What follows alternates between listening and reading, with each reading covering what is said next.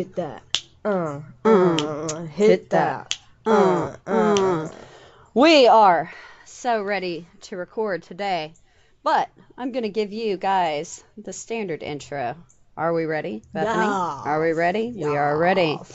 Here we go. Hello and welcome to Body Count, the podcast where we believe history doesn't repeat itself, it rhymes, and a proud member of the MSE Podcast Network. Our only rule when we choose a topic, someone or a lot of someones die. Pretty much. We give you the series of events in a narrative fashion and hopefully by the end correlate the story with modern events. Now, I'm not PBS, I'm not Ken Burns, I'm not Dan Carlin. If you want a Hoover-esque, just the facts, ma'am, history podcast, glad you stopped by. But we will see you later because we are not going to be for you. I'm telling you this now. There will be analysis and opinions. I'm not reading names and dates at you. So if you don't love that idea, Bye. bye. Get out. Get the hell out right now. My opinions are my own. Do know that I hold all of my co-hosts verbally hostage when we do this. So when you want to send hate, send it to me where it belongs. I'm your host, Jessica Banner, and I'm joined today by my fabulous co-hostess in the flesh. In the flesh, Bethany Skelton here. I'm touching you right now. The first ever. We're mic Side by bumping side. and touching Mic and bumping. oh, I can see you. I can I feel can you. see you. Papa, do you? Papa, can you hear me? I like that. This is take two. We do need everybody to know this is take two because the first time we recorded, it corrupted. Oh, just straight up. And then I thought, you know what, Jessica? Ethernet's going to win the day. Go ahead and, do what you normally do. So we're take twoing this, which is a real shame because yesterday was 420. It was. And we can't celebrate. We didn't partake, but we got pretty drunk as a skunk. Yeah. No lie about it. We did do some heavy-duty drinking for the occasion. And so today is Easter, and we have opened a beer. Easter. We're still celebrating. And we're still celebrating in the year of our Lord, 2019. Oh, God. We have so much to get to today, but first, housekeeping. Housekeeping? You want fresh linen? You want me to fluff your pillow? No. You want a pillow? I'll fluff for you. Now, first and foremost, we are now part of the MSE Podcast Network. And guys, we could not be happier to be part of such a great collection of podcasts. We're super excited. So please go and check them out on social media, everybody. We don't know exactly when or what yet, but we're probably going to end up changing our drop date. Yeah. In the near future from Wednesdays. We're going to start trying to look at dropping on Sundays. Or even Monday morning. Because it's just going to be so much easier for us. Monday morning. Oh my gosh. We have done nothing but sing since I made the mistake of starting off our day yesterday with Good Morning Baltimore. It has really just kind of gone downhill with... I mean, we've had full choreography at times. A little bit of this, a little bit of that. I mean, it's just gone, and it's gone, and it's gone. And it's still continuing. So we are going to be changing our drop date, and we'll make everybody very much aware of that on social media. We apologize. Consistency is important in podcasting, but apparently we don't feel like it. We do what we want. We do what we want. It's just going to be a lot easier to have that as our drop date, as research intensive as this show is. It just hits on a really rough day for everyone trying to get it out on a Wednesday. Now, if you love the show, please, please, please go and give us those 5 stars on iTunes or wherever it is that you listen to podcasts. And we are available wherever you listen to podcasts. You can say whatever the hell you want. Quite frankly, it's not for our ego. I mean, we don't hate it. We don't hate it. But, I mean, it really, really, really helps us out on the business end, and it helps us move up those charts. Also, go check us out on Patreon. We watch and Mystery Science Theater 3000 kind of style our way through historical dramas for only $1 a month. $1. We don't drop once a week. What we usually end up doing is getting a whole bunch. Like, we're fixing to throw 4 up at a time. We're just trying to work our way through the crown between researching this ridiculously research-intensive podcast. Once a week, we said. We can do this once a week. Obviously, that's worked well. We've been on vacation now for a couple weeks. But let's go ahead and start getting to our story today. Yeah. Do you remember the Boxcar Children? Yeah, I do. I do remember it. It's the books, right? Yeah. Where they live by, like, with one single candle and, like, a one-eyed teddy bear, and everything's okay. And, like, they steal things from out of dumpsters and make a whole home. Even as a child, I was like, why is CPS not being called? I've got a real problem with this. Who do I need to file a report with? Exactly. They were very, very anxiety-inducing books to me in general. And so today, our story to me is kind of what actually happens when the Boxcar Children are basically, work in a factory. Boxcar Children, Factory Edition. What actually would happen if you let a bunch of children run things? Which is kind of the reality of what does happen. Yeah. Yeah. We've already yelled at ours like 20 times this morning.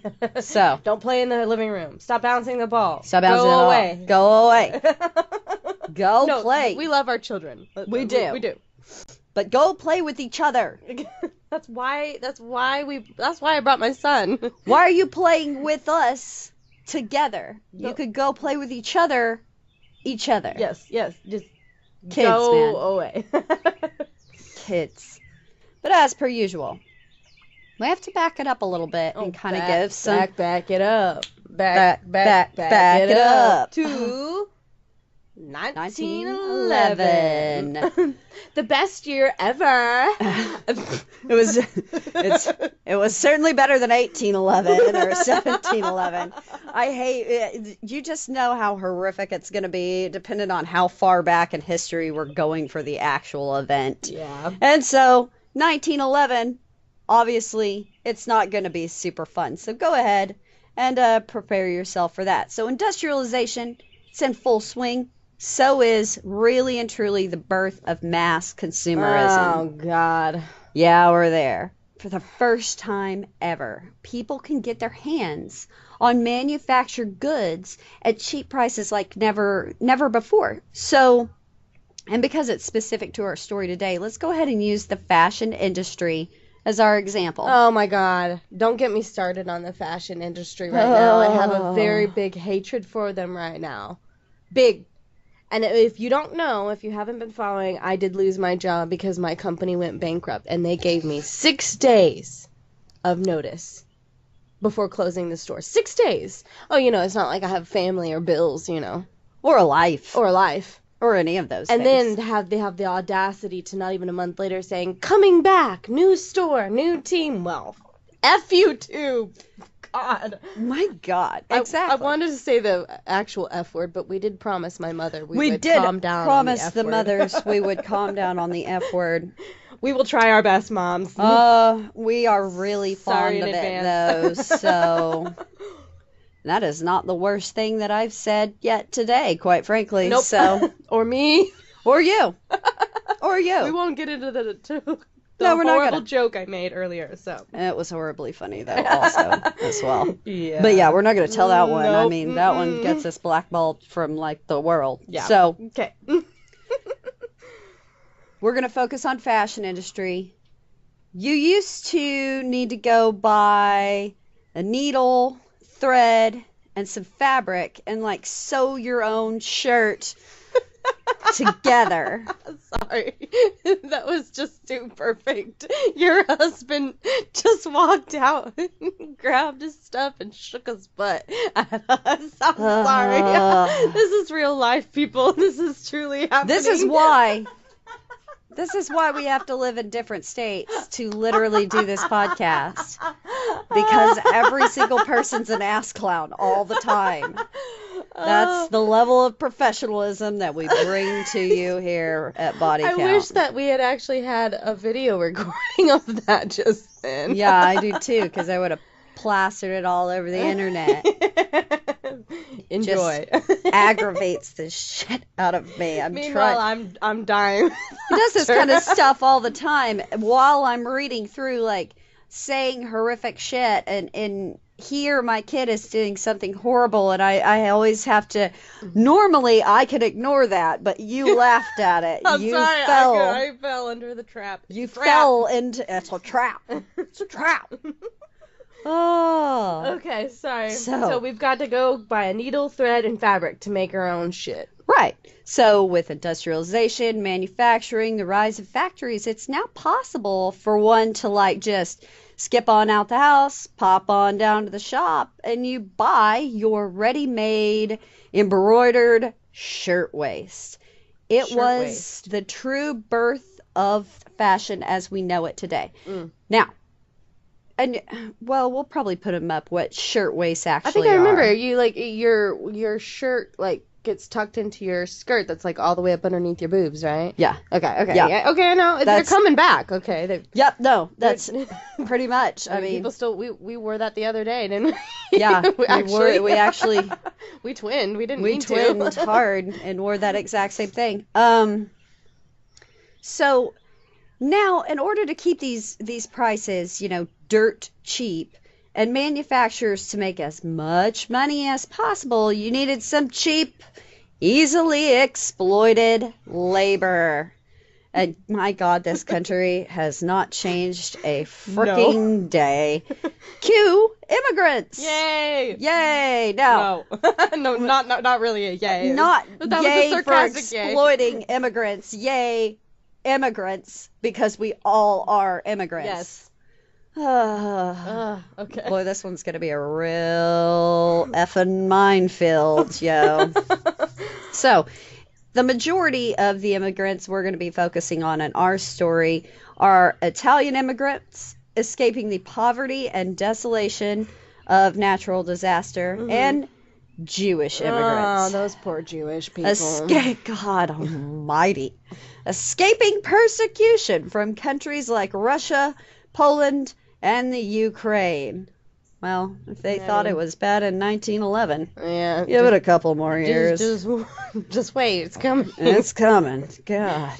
Now, for our story, we're going to focus on the fact that many of these immigrants were women. Of course. Young women, like baby 20s, teens, and of course, children. What would America be without tiny hands sewing hidden buttons? You know? mean, they can get to the small places. That's why we have them. They really can. And the stitching is just bar none. They have, like, perfect eyesight.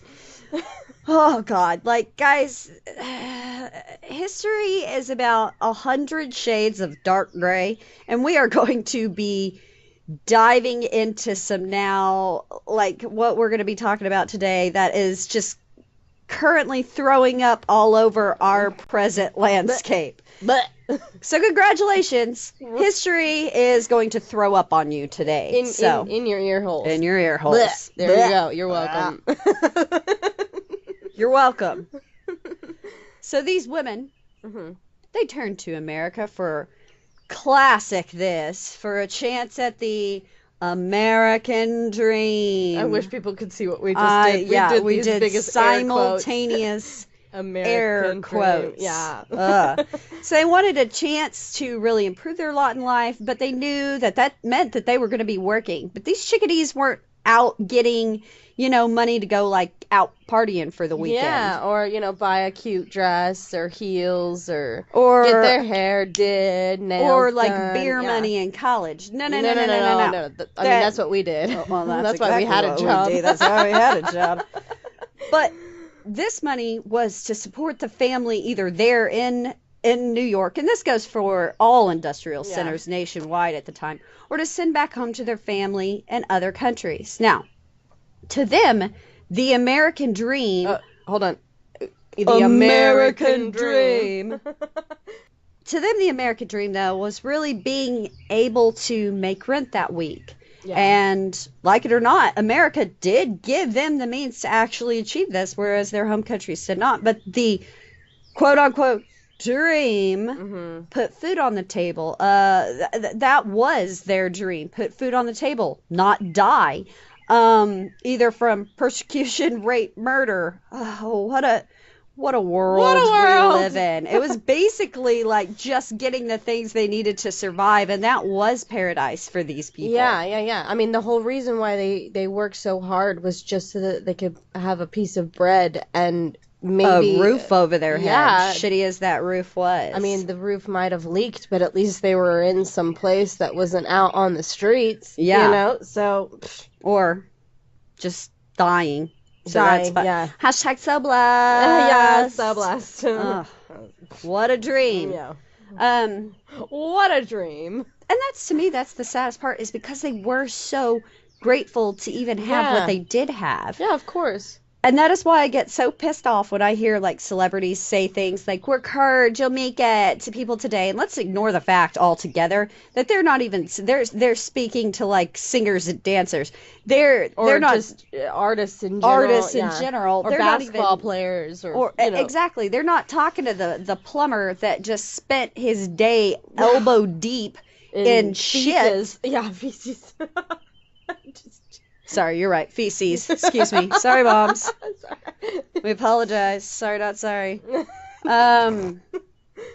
Worked his ass off. And so to me, a lot of people do work hard and are just as talented who don't make it simply because they weren't in the right place, right time, met the right person. Oh, yeah, of course. I mean, just think about it. Like, unless you know somebody who knows somebody who knows somebody, you're not going to get it. No. You're not going to make it. Yeah. And you can try and audition and do whatever you need to, but they're going to pass you off for, that guy over there, his uncle already works for the company. Even though he has no idea what the freak he's doing, we're going to hire him anyway. We're going to hire him anyway. Yeah. Like, so respectfully, go F yourselves. And that's really important to me. That is important to me because essentially we've got all these people in this story. It's kind of the same thing, so that people that used to be immigrants are now the ones exploiting the immigrants because they just happen to be in the right place at the right time. So specifically, let's go ahead and start looking at Triangle Shirtwaist Factory. They used to like stuff themselves into these factories on the whole, side by side, every day, working their ass off for just money to live. But here's what's unique about our factory. It's in Greenwich Village in the Ash Building, and it was actually a pretty desirable position to have at the time. Well, because it's a big building. It's up and coming. So, yeah, of course, yeah. Exactly. It wasn't a sweatshop, or as they defined sweatshop at the time. I mean, by today's standards, it definitely was.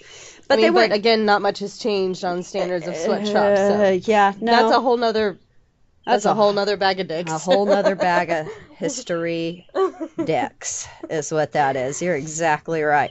So they were crammed into some shitty little tenement style building. This was a very modern factory environment. Tall ceilings, big windows. You wouldn't die immediately from just breathing the air in the place. Which, again, sad that that's an improvement. Yeah. So they had some sweet floors on this building. They had 8, 9, and 10. But, like, don't think it's some dream world either. We're talking like $2 an hour for 14-hour days. Oh, just 14 hours? Oh, just 14. And I do want to point out, like, these women that came to this job, they had to bring their small children with them.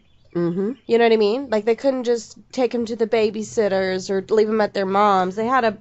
No, they had to went bring and them. worked right there Yeah. alongside them. They had a job, too. It's Yeah. insane. It's absolutely insane. And, you know, that $2 a day, all of that, that's before their pay gets docked for needles, thread, electricity workers use to complete their tasks. I'm sorry for that.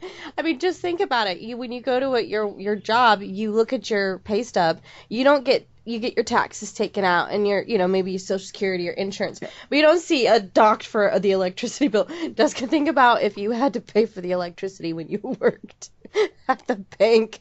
Oh, dear God. And you just sit there and turn the lights on and off and on and off and rave. I did that anyway just because I'm a dick. So I would get mad and be like, I don't know, I'm going to throw away a handful of coffee creamer today. I'm going to silently protest. Not only that, if you paid for anything, you paid for anything out of your paycheck too that you screwed up on. So, like, whether or not it was your fault, whether the machine skipped. Exactly. Do you know how many times you can't, like, when you fill out a form, you don't have whiteout to just, like, cover it up and start again or get a new form. No, you were paying for the ink, you were paying for the paper, you were ping for the quill. pen, the quill that had to be used to, like... I don't think we had pens yet. We had feather quills. It was fucking 1911 Hogwarts. I'm sorry, F word. F word. We're sorry, so moms. bad. Sorry, moms. Sorry, moms. Can I just say at this point in my story, though, my fingers literally hurt so badly from air quoting. We look like little dinosaurs. We do. little vestigial air quote fingers. Now, you guys can't see it, but... Like, I'm in danger of my fingers permanently sticking this way. It's kind of like when you do the cross-eyed and your mom was like, don't do that. Don't do that. Your eyes will stay. Your eyes will stay that way. Stuck. Don't air quote. Air quote fingers. Don't air quote because it's going to be a sign of how self-righteous and pretentious I am for everyone to constantly... Oh my God, I almost spit out my beer. For everyone to constantly see all the time, in case they weren't already aware of it, sadly enough. Well, now you know. The more you know. Now you know the rest of the story. Let's pop on up to the 10th floor for a second. Okay. Let's meet the owners. On up to the 10th floor. Oh, we have got to stop singing.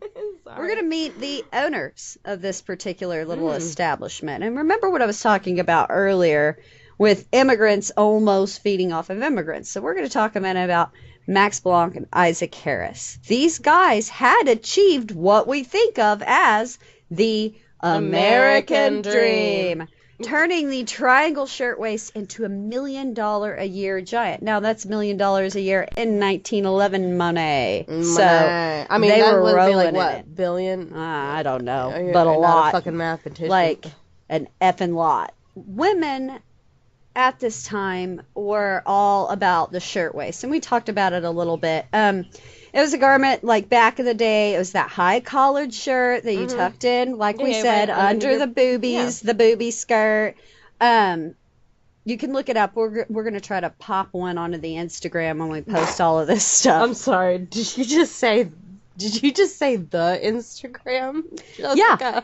Yeah, and you know what? I can have all the kids gather around and tell them when MTV still had news as well, if we're going to do that. It's not called the Instagram, Jessica. It's just called Instagram. Gather round, children, and let me tell you about back in my day. The VCR.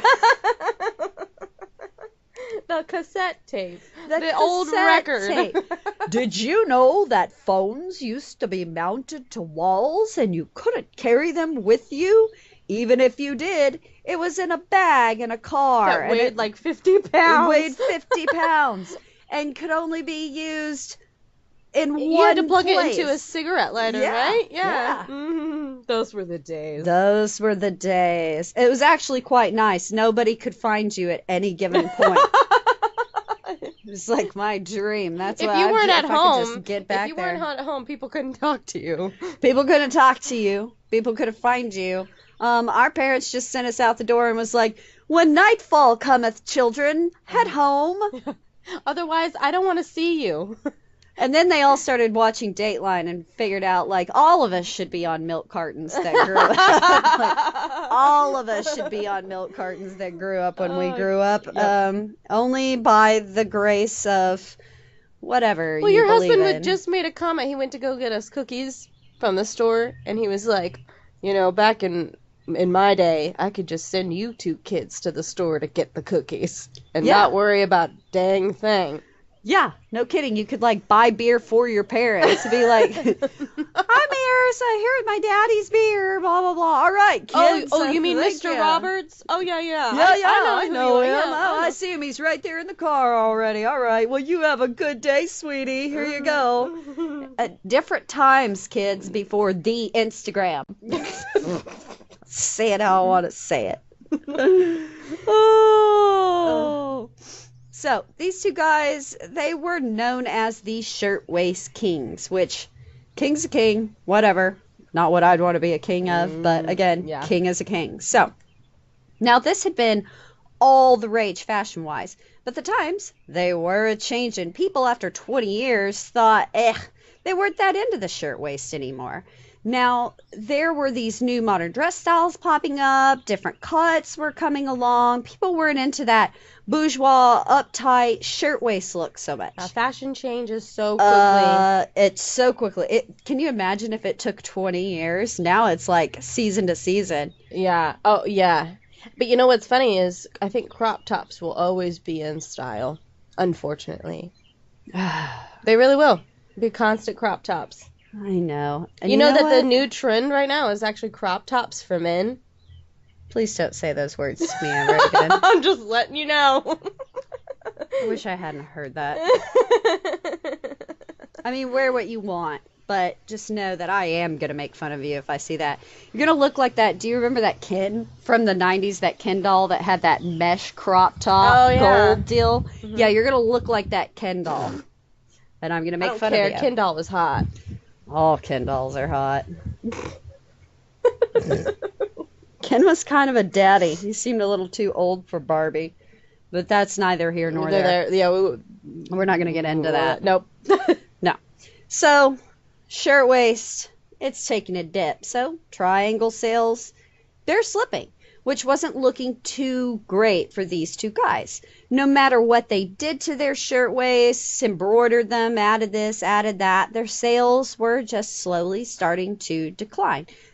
But material and shipping costs always seem to be going up. Of course. I mean, that's usually how it goes. Always. So. But now profit margins were shrinking considerably. These guys were always aware that kings they may be now, but they were literally always just one bad season away from just going completely broke, like tits up. The island of Manhattan alone sported like 500 blouse makers, which at this point I'm going to say like maybe you could have branched out before you do the things that you're about to do. Yeah.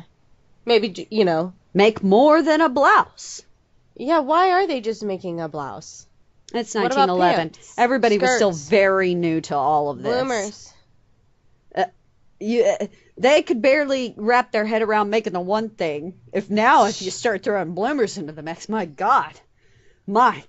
Plus, people would have to look at other people's underwear.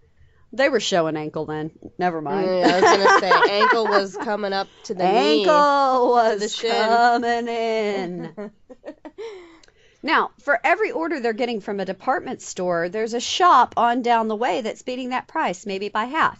It was about continuously being in production to get as much cloth turned into marketable merchandise as quickly as possible. Which they still do. Which they still very much do. So turn it out as fast as you can so you can beat everyone else, all your competitors, to the shelves and sell out, rinse, repeat. Yeah. Volume kept Triangle ahead, and they had invested in better machines for that reason, so they could just churn it out way faster. Mm-hmm. They had to work people like their livelihood depended on it. And boy, did they. Boy, did they. It did, though. So does this sound familiar to anyone yet? Yeah. None of us. I mean, has experienced think about what I just went through, my own self. I mean, I got paid crap money, and I was a manager at this industry, at this company, Mm-hmm. and I dealt with crappy customers, people that stole. I had to clean up piss off of fitting room floors. It was just a nightmare. But did I get treated with respect or anything like that? No. I didn't get jack shit. No. Oh, I told you. Because turns out they were actually worried about going tits up. Yeah, they were. Did that exact thing. And I did what did they do for us? I got a severance pay just the other day. You know how much they paid me for severance pay, Jessica? How much? $261 and some odd cents. Oh. My husband was like, don't spend it all in one place. I was about to make the same joke. Yes. Oh, so it does sound familiar to all of us. Mm-hmm. I mean, the more shit changes, the more it stays the same, guys. But now there's an even bigger threat to profitability on the horizon. Mm-hmm. All over the city, garment workers are unionizing, making bids for shorter hours, better pay, and most importantly, safer, thus more costly work environments. I wonder why. We're going to find out, unfortunately. People are just straight up walking off the lines in droves. And spaghetti-o, because Blanc and Harris were hearing some union whispering on their own floor, too. Again, these women weren't allowed to stop and use the bathroom. You weren't allowed to get a drink. You hurt yourself, someone screamed at you until you bounded up and kept going. Oh, my God. Okay, so think about this, and I don't want to gross anybody out, but if we have all these women working in this shop, what happens when they have their menstruational cycle? Oh, and they synced right up. Of course. I mean, you're talking about 14-hour days all together in one place. I mean, you're just going to, bleed all over the place? And they probably were like, yeah, that's coming out of your pay. Yeah, probably. We got to clean that up. Now you've had to stop and clean it up at the end of the day. That's coming out of your pay, too. Oh, my God. It's rough. We're trying to paint a picture of how rough workers had it. So, you make a mistake. You paid for it out of your wages. That meant your family went hungry that week. And before you left, you were getting searched. Oh, my God. The owners were so worried about even the smallest dollar they might lose for even the smallest theft. Oh, I'm going to steal a needle. Right. So the secondary factory exit was kept locked so that everyone had to funnel out the one door and were subject upon leaving to complete and total search every single day. It literally sounds like herding cattle. It really does. It's like, we bring you in, we're going to feed you, plump you all up, and then we're going to herd you out and kill you. They might as well have been cogs in a literal machine. These weren't human beings to these people. And again, keep that locked door in mind. We'll be circling back to that one. So no wonder these people needed to unionize. There was no labor legislation, no hours laws, no wage laws. These workers literally had no recourse. Yeah, they wouldn't have got no severance pay I just did. And the sad part is you quit or walked out. There were a billion people to take your place. Everyone's replaceable. Abby Lee Miller reminded all of this. Exactly. And it's just so freaking sad. So before we scream at these guys, though, remember just 20 years earlier, they had rolled into America as poor immigrants themselves and built their company from the ground up. They had done anything and everything to achieve their dreams, and that's why I was reminding everyone about chance and circumstance earlier. These guys had actually done it. They had actually made it. The American dream. American dream. There's my living in their mansions with their servants and having eyes wide shut parties. I don't know what you do. Having their ass wiped with gold claws. It must be nice to be rich. I don't know what rich people do, so that's why we're just speculating. We're just assuming. We don't know. We don't know.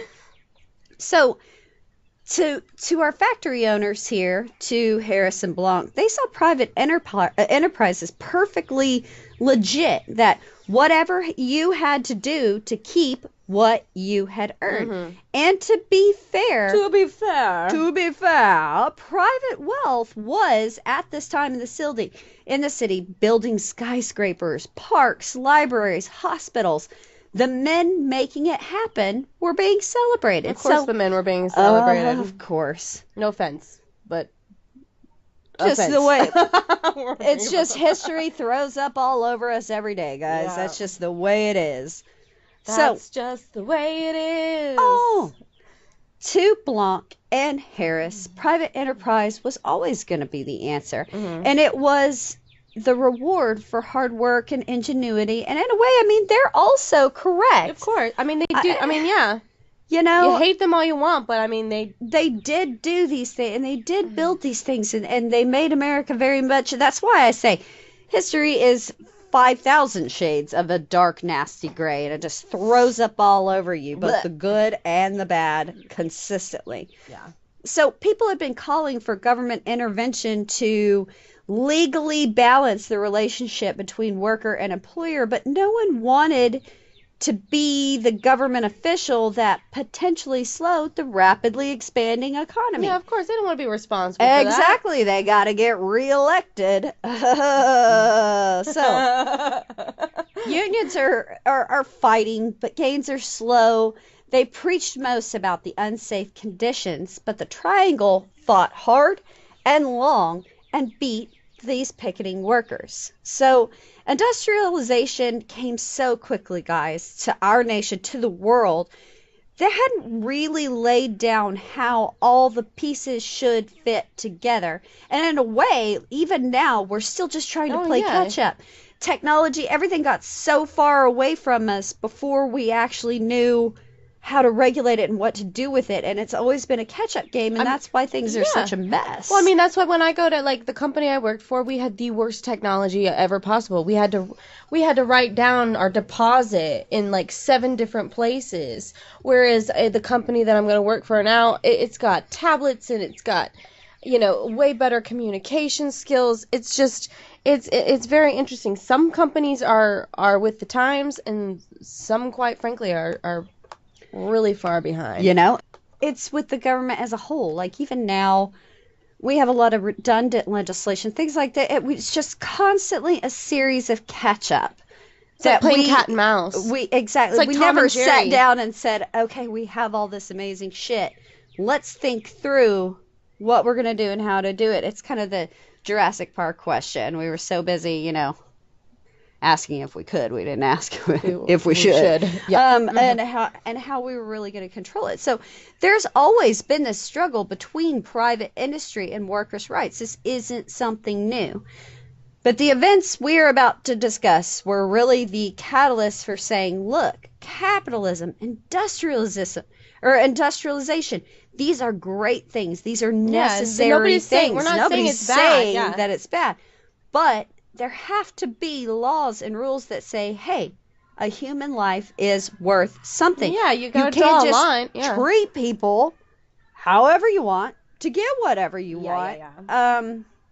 And you got to draw a line. You got to draw a line in the sand. You're exactly right. And be like, okay, this is a line and we can't cross it. And the Triangle Shirtwaist Factory was going to be who drew that line in the sand. Okay, so this is going to be rough. Spoiler alert, everyone. Mm-hmm. Even this one got to me, which that takes a lot. It does take a lot. So I'm going to make sure that it basically gets to all of you, too, if that makes sense. That's a great strategy we've got there. Punish your listeners. Sorry, not sorry. But it's the only way we can get through to you, you know? Make you understand. 110%. And we apologize for the background noise today, guys. Apparently, like, there's a block party everywhere in our friggin' neighborhood. And we had to be outside. It is gorgeous here in Georgia. We just had to be. We couldn't help ourselves. We're in our buttress. Wait, is that what it's called? Our flying buttresses. Flying buttresses. Yep. Mm-hmm. Yep. So, it is March 25th, 1911. It's Saturday, so it's just a short, 8-hour day at the old Triangle Factory. That's a breeze. It's a breeze. It's a breeze. Just an 8-hour day. Already, though, people are outside. People are in Like the right park. Like right now. Like, people are out and about for this event, which is going to be really important because a big crowd is going to gather. There will be witnesses because there were similar events that had taken place with no witnesses. So all these people are out walking around, and they start to see smoke rising from the direction of the Ash building. Uh-oh. Now, up on the 10th floor, the owners, Harris and Blanc, received a call that a fire has broken out in the Ash building. Now, they say, cool, thanks. They're able to get up to the roof and just pop over to the next building. Like Spider-Man. Like Spider-Man, Just basically. swing over. Before things get too out of control, and they make their way down to safety. Mm-hmm. So everyone important was so panicked and worried about making sure they were just fine. Of course. No one thinks to call and give a warning to the 200 sewing machine workers on the 9th floor. Because again, this isn't a 2019 system here. There's no safety regulations. Yeah. I mean, there's no fire alarm to pull. There's no announce system.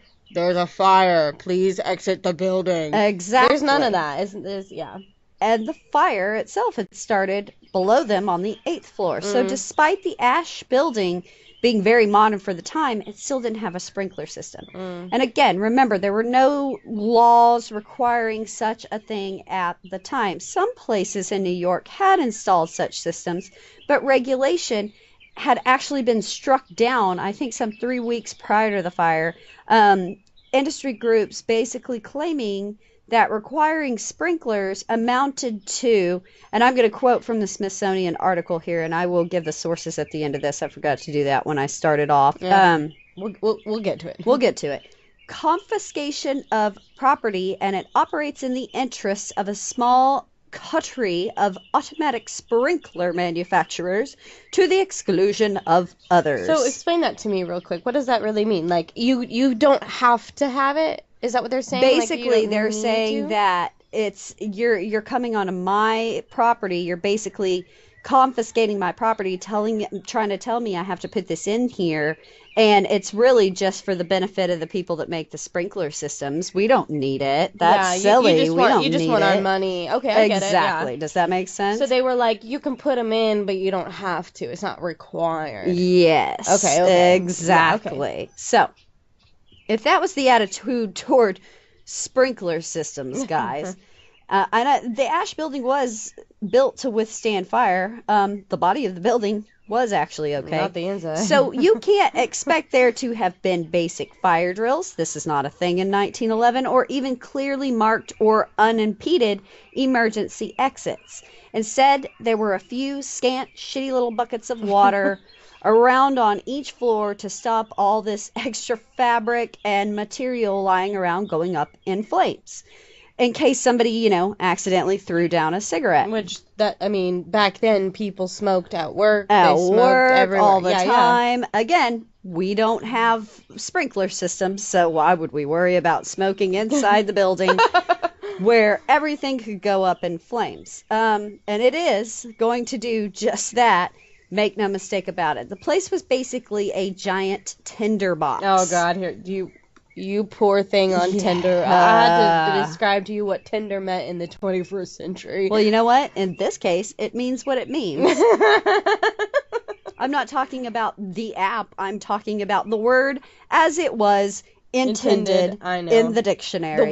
Not the Urban Dictionary, the Webster's Dictionary. The Webster's Dictionary. Which is the only dictionary that matters. Exactly. And you know what? Throwing down the cigarette, all of that, they suspect that's exactly what happened. Somewhere on the 8th floor, a scrap bin turned into a trash fire in a hurry. Most likely from carelessly cast cigarette, and no one is exactly sure. But do remember, kids, smoking kills. Don't look at me like that, Jessica. Don't judge me. I'm not judging. You just read you read those words, okay? Smoking kills. Just that's it. You can continue. I know I wrote it, but I also love sarcasm. Witness accounts these are what got to me, guys. And I don't know why it was in this particular case. I mean, I have read some pretty horrific, like, Nazi Japanese medical experiments in their own words, like metal of horrific shit in my time, but these really got to me. Well, that's probably because of the fact that these are like first-hand people. These are actual people that were in the situation. Yeah, we don't have any people that are still alive from the Nazi time that could say, "Oh, hey, I watched Edward walk by through my concentration camp." Yeah, that's true. You know, it's just not it's not from their point of view that, oh, I watched Edward the Eighth walk by and say, "Yay, concentration camps." That's exactly right. Or and even we do have that here. Or even in Johnstown, when I did all the archives and read papers, they were from kids that were, had been in that school and they had watched the flood and the dam break. But those people aren't alive today, and all it was letters that were written to recount, and they had to be translated. So again, it was just something. It wasn't like court of law witness testimony this is going to be. So witnesses in the building said people were screaming as they looked for the source of the smoke, which takes me to the fact that once the alarm was raised, it was almost too late. Yeah, it was too late by then. This place was primed to go up in smoke, essentially. So they hear kind of the alarm. Already, smoke is making visibility extremely difficult. So instantly, of course, pandemonium breaks out. People start scanning for the fastest way out.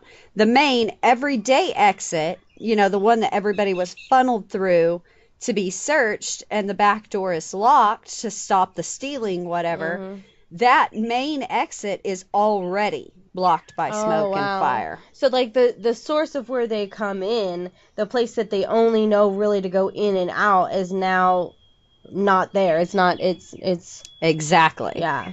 So that's already gone. So some of the workers fled to the window and onto the fire escape to the back alley. Okay. Meanwhile, others inside are running toward this tiny 2-passenger elevator, and people are just like jamming and crushing each other onto it. So it's first go round, the elevator operator. Yeah, it's not a driver, it would be an operator. The captain of the elevator. No, the elevator operator just shoves people back to close the door as fast as they can and take down the first load of women. No, I can't. It's awful, but like, what's he supposed to do? He knows he can't have the tons of people on there. Not only that, you have to get down into this tiny elevator and try to get back up, because he was trying to save as many people as he possibly could. Here's that. If we have to point out a hero in the story, this is a hero, because he could have just gone down once and said "fuck it" and F it, and I'm not coming back up. But he did. Yeah. But he did. Not only that, but it's like one of those hand cranky old school, like, no pushing buttons. There's no buttons. There's no. This is like a guy with his man strength cranking these people up and down. Yeah, when it's only supposed to hold two to begin with.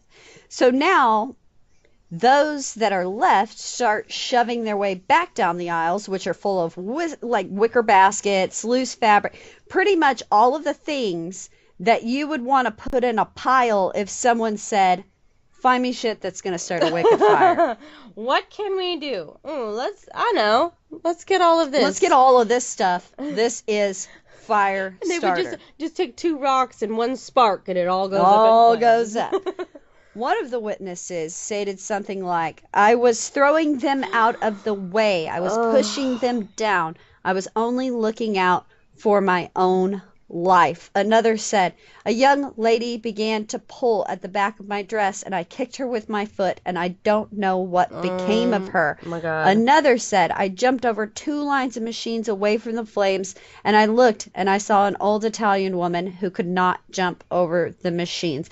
And I think that's really what got to me. It's the honesty. Yeah. Like, I mean, mandated honesty. I mean, think about this. They had to actually get up and recount that, hey, so this woman was pulling on my dress and I kicked her off, and this person could be looking right at their children that are sitting there listening to the testimony and say, "I practically killed your mom." I Oh, left your mom to die. that's exactly. I watched your grandma and burn I'm to not. death because We're not she couldn't jump judging up. the. No, Yeah, because that is our that's natural human. instinct. Yeah.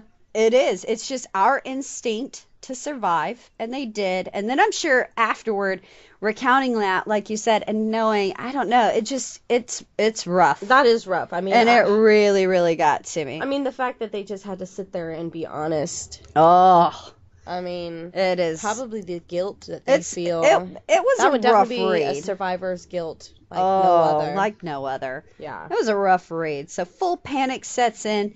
The workers start shoving out onto the unsafe and overburdened fire escape because remember, there are no laws, no one inspecting this kind of stuff out this window, and then boom, the freaking fire escape collapses. Oh no. So those that are still trapped inside can hear their fellow workers screaming. Then there's this like horrible, that sound of metal. Yeah, rending. And the fire escape collapses onto the pavement below, taking those on it down with it. So smoke continues to thicken inside, and some of the workers are drawn toward the light of the windows overlooking Washington Square, where people are now gathered in a full-on crowd beneath the building. This crowd also includes a young reporter from the United Press who describes the workers, mostly young girls, waving their arms, calling for firemen, screaming for ladders. Help us. Help us, yeah. So what are people going to do? They're up on the what? They can't get there. Floor? So these people are just having to sit there and watch this. God. So firemen are almost on the side, and wouldn't you know it, the little effing buckets of water aren't gonna be enough for the fire inside the building. I'm sorry, all I can picture is from the movie, is it The Little Rascals? The He-Man Woman Hater Club, when it goes on fire and they're like bringing buckets, and by the time it gets that, they have like a tiny little water that they're chucking. I don't mean to laugh, but that's all I can that's picture. exactly what is occurring. That's the worst part. That's exactly what's going down. So the elevator has managed to return, but operators know that time is running out, so they open the doors and take in what they know is going to be the last group of people that they're able to take. One survivor. I was swept into the car by the crowd behind me, and the last thing I remember seeing was my sister Marie enveloped in flames. Oh my God. And she didn't really have a choice. I don't think she was really going for the elevator because she just got caught up in the actual crowd. And just the actual stampeding crowd. So as the elevators are descending, workers still trapped start jumping onto the top of the elevator and the elevator shaft or trying to slide down the cable. But the crowd behind the workers in the open elevator doorways are pushing to escape the flames, and therefore people are being pushed into this open elevator shaft to their deaths. Those still trapped couldn't get out of the second locked door, of course. No one had a key. So they're just screaming, trying to get this door open, as described by one survivor. You know what I just thought of? Like, could you imagine being that last group of people in the elevator and you hear, like, these thumps on top of the elevator? Oh. Could you just imagine? No, because you know what it is. Yeah, there's bodies being falling to their death on top of you, basically. Oh. And there's nothing you can do about it.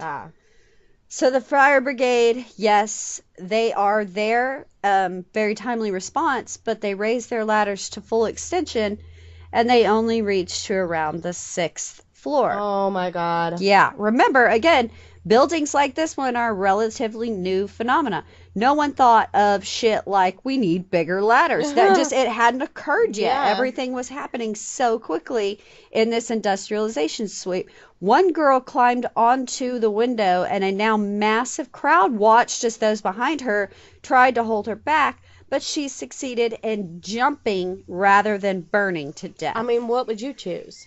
Oh, would you rather have an instant death or be burned alive? Oh, instant death. All day, every day. You know how I feel about fire. Yeah. Someone from the crowd recounts, I saw groups of women embracing each other and leaping to the sidewalk. Oh, my God. Firemen were helpless as the nets that they were attempting to catch them with were ripped from their hands. Many stooped and picked up the nets again with their hands bleeding. The last trapped began to press against the windows as the crowd watched them literally burn to death. My God. Yeah.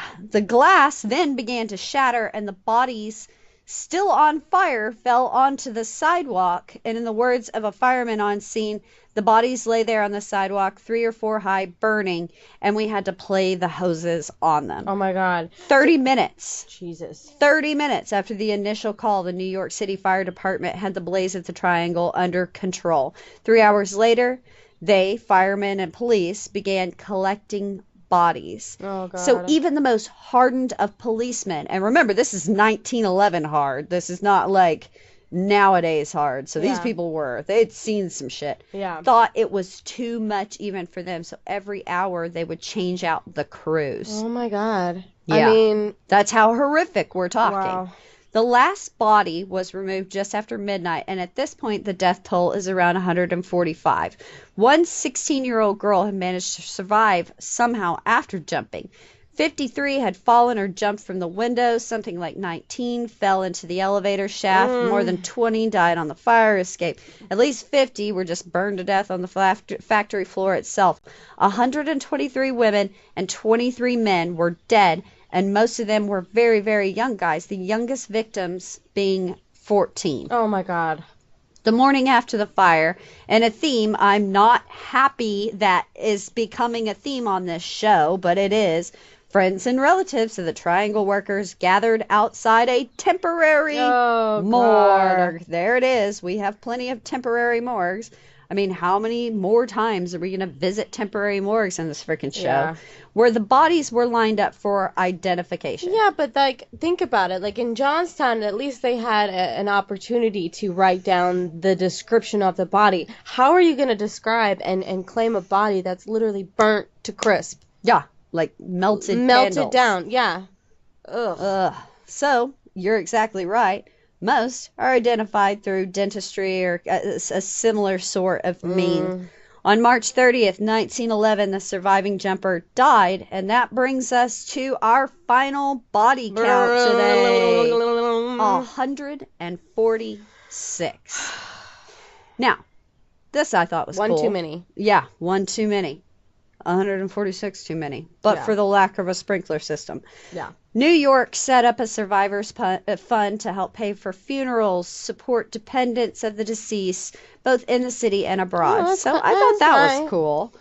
That, you know, I mean, it's crazy when tragedy does strike how well we do come together. we do. And it's just sad that it has to happen for us to all be decent put human our beings put in our the first differences aside and come together. Yeah. Exactly. So Max Blanc and Isaac Harris were brought up on charges of manslaughter, but both were acquitted. Freaking of course. Of course. Gosh darn it. Of course. So their lawyer was able to convince a jury that the primary witness's story had been coached, and the state failed to prove beyond a reasonable doubt that the two men knew that the secondary exit was locked Are you at freaking the time kidding? of the fire. Are you kidding right now? How can you coach a witness? Okay. Oh, well. I mean, well, not only that, but if you think about it, these witnesses were the ones that stood there and watched all of this fucking happen. I'm sorry, but seriously, how can you coach somebody on that? Well, You know what I mean? And I know. you claim you didn't know the door was locked. Bitch, you set up security as women left to search them. You knew that exit was blocked. oh yeah, Shut but up they and never sit down. wrote it down anywhere or had it like, do lock this every day. There was just no proof of it. And I Yeah. mean, And if there was, it all burned. exactly. It burned away. And to be fair on top of that, like, what are they going to do? Because there really aren't any laws Yeah. at the time to regulate that in the first place or to regulate workplace safety. So they did get their insurance money. However, Mr. Blanc and Mr. Harris just faded into obscurity. Yeah. So there is some justice. The New York... Bye. Yeah, bye. The New York media had a field day with this story. As they always do. Our good friend, old Mr. Hearst, as per usual. And now, the story may have been used for the media's own gain, but the public was finally awake. They woke. They've been woke. They've been hashtag woke. So before this incident, the relationship between employer and employee was viewed as the private business of those involved. Yeah, like don't ask, don't tell. Exactly. Yeah. And one afternoon, That was gone. Public opinion completely changed. People previously believed unregulated industrialization could really could be managed by the free market. And now they no longer felt that way. Unfortunately, it took 146 very young people dying horribly and publicly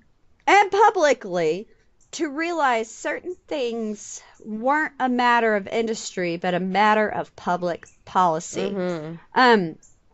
People were just so outraged, which, it was bad because they were outraged by 1911 standards, so like people didn't get worked up like we know to be worked up now. So it's not 2019 standards. That's how bad this really and truly was. Yeah, because in this year there would be marches, there would be protests, there would be all kinds of things. Oh yeah, but now the best part about all of this is that it compelled governmental change from the local to the state to the national level. This incident spurred the eventual passing of 30 new laws that set standards for things like maximum work hours, minimum wage, limits to child labor, workplace conditions, and workplace safety. Things that we take as common sense. Like commonplace safety practices were actually born from this tragedy. You could argue that we're almost in this new phase of consumerism, but instead of like factories popping up all over the joint, we're in that state of limbo where everything from internet stores, online security, all that, we've got security issues, we've got people losing jobs to automation. And I could argue, and you could argue, both of us, until we're just blue in the face about overregulation, underregulation. The current state of affairs when it comes to government regulation of industry. We don't need a nanny state, but this clearly does demonstrate that we can't just let corporations run wild either, because they're going to just go back to doing this. Exactly. So instead, as we wrap this up, we want to address our role as consumers and how we can control kind of our day-to-day. We always want those low-cost goods, guys. I'm guilty of it. Yeah, we all are. We love fast fashion as much as everybody else. Again, the more shit changes, the more it sort of stays the same. And we still have these same problems in 2019.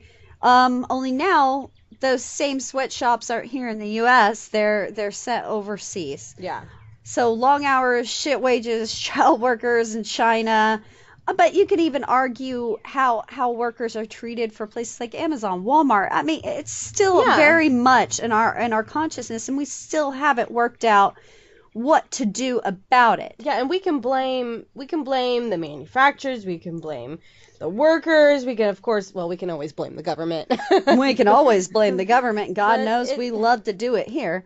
But we're the most guilty of it, guys. Like everything from the shirt on your back to the iPhone in your hand.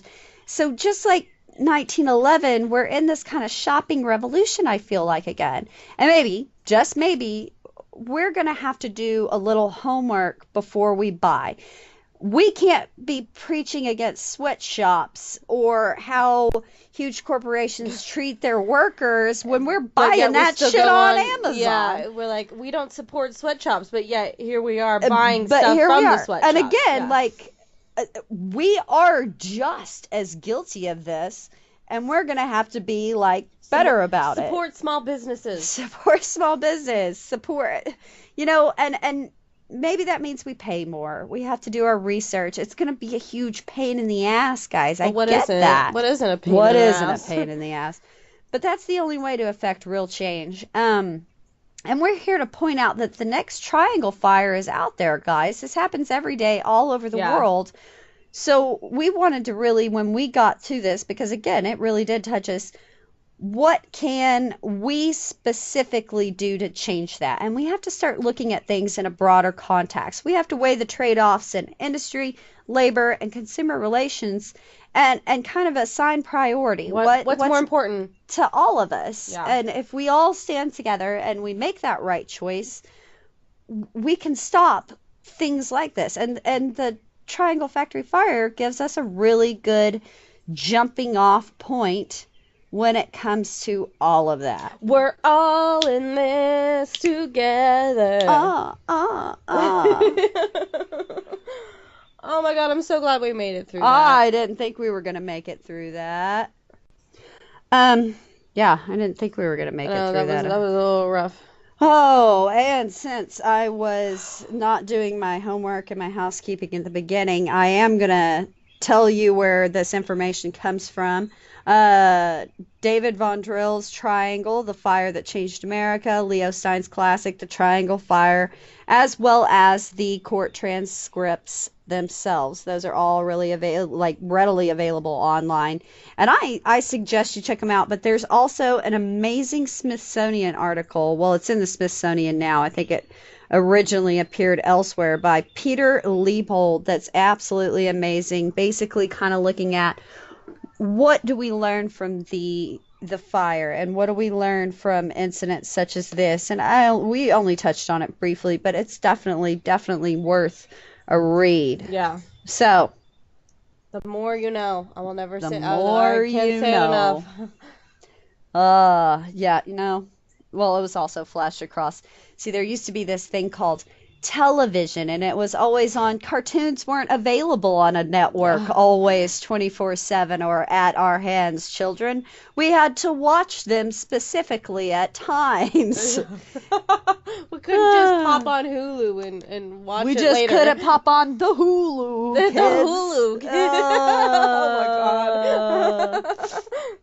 So I think that brings us to our counterculture. Counterculture. But first, we want to give some Patreon shout-outs. Sarah Two Faves, of course, Disappear in Distress. We love you guys. We love you, podcast. We love all three of you ladies. And Emily, you're absolutely fantastic. Thank you so much for supporting us. So what made us happy this week? Well, I can tell you right now, being here. Being here with you. Being live. It's been over a year since I've actually seen you in person. You I realize know. that is crazy. That is crazy. On my way here, I was like, God, has it really been that long? Where did the time go? But I do talk to you like 20 times a week every week. Yes, but being in person is different. And doing it, it's very different. Yeah. I agree. So we're excited about that. Let's just talk about some Twitter followers we love. Yeah. Okay, so deep into history. They're great. I freaking love them. They're amazing. You're the best. They're the best. You the best. And Where? Can we talk about our we have a mutual crush? Yeah. Yeah. Our girlfriend. Yes. At Steph_Andrews AU. Guys. Stephanie, you are a soulmate. You are the best. You are welcome to be a part of our gang. Be a part of our gang. Be a part of our weird gang. She kind of already is. Yeah, she is. I have to say, congratulations. But and her husband. And her husband. He's he can be found at a... You're all right, Emmett. Nah. You kind of have a penis, so we can't give you too much praise. What are we going to do? What are we going to do? Yeah. We shouldn't say that. We have a male member of this podcast as well. Sorry, Frank. But... And he's going to be at AU_Emmett. Go find those guys on Twitter. Also, Alexis_writes1. So freaking funny. The best. Gay androids make us so happy. Keep giving us those gay androids. And we can't forget about being on Live Me with our wonderful Ask for Cass. Oh, Ask for Cass. We love you guys so much. What would we do without you? And go. Our lives would be boring. Our lives would be boring. Go and listen. You can listen to us on Live Me. So we're going to start trying to tweet out if Bethany and I are going to get on there with the wonderful Ask for Cass gang. And then, always, I want to give a shout out to Care Rescue Texas. They do amazing things for rescues, guys. CareRescueTexas.com or Care Rescue Texas on all social media. You know who I want to give a shout out to? My mom. Your mom. Okay, so everybody needs to know that my mom called to talk to me. Okay. I got to talk to her for maybe 2 minutes before Jessica took over, and the two of them, because my mom is super smart, they had in-depth, I think it was over an hour, hour and a half conversation about, I don't even know, but It's like it was like Leonard's mom and Sheldon Cooper talking. But I'm not Leonard. I'm totally your Penny. And if you haven't watched The Big Bang Theory, then you're missing out. And once you watch it, you will totally understand what I mean by Sheldon Cooper is sitting next to me right now. Thanks. I love you. Wonderful. Freaking genius, you. That's how I love to be described. No, I'm not a genius. I just read books. Hey, I read books too. I have a brain. I read books, and I'm obviously not on the Instagram much. Oh, God. Oh, all right. That's going to wrap it up for us, guys. Let's go ahead and tell us where you can find us, follow us, and give us some love, and we love to love you back. You can find the podcast at Body Count Pod on Instagram and Twitter, Body Count Pod on Facebook. You can find me at Jessica B. Manor on Instagram. I'm trying to be better at it, guys. I really am. On both the podcast and personal, but you can definitely find me at Twitter, and I am always haunting and stalking those crazy halls. I'm never not on Twitter. Bethany, where do people find you? You can find me on Twitter at Bethany Skelton 5, the number 5. And then on Instagram, Bethany RN24. And you really don't need my Facebook. It's really nothing special. Yeah, it's nothing special. I mean, you can find it. I mean, you'll find it pretty easily, but we're not big. I don't even have one. So, yeah. It is what it is. Twitter's going to be the best way to contact us. Yeah, Twitter's where we at. Probably contact the show as well. It's where we be. And we love to hear from you guys. Yes. So I think that wraps it up for us this week. Are we ready to sign off? Our usual. Our usual. Bye.